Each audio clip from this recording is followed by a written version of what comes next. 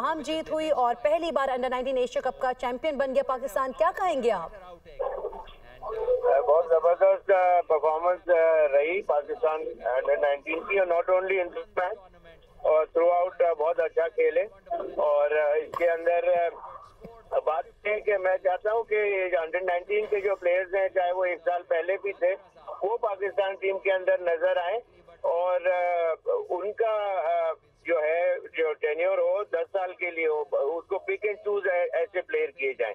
तो बहुत अच्छी परफॉर्मेंस पाकिस्तान की रही और मुझे बहुत खुशी और मुबारकबाद। हेलो, आप क्या कमेंट करेंगे?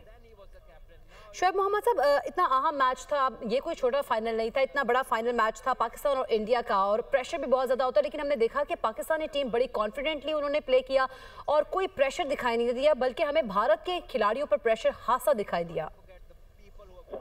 जी हाँ, बिल्कुल।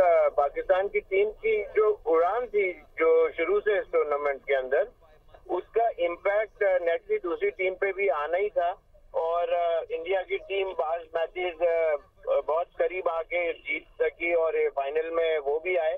और लेकिन पाकिस्तान टीम का इम्पैक्ट मैं समझता हूँ इस पूरे टूर्नामेंट में ऐसा था कि वो इंडिया की टीम के ऊपर प्रेशर देखने में नजर आया।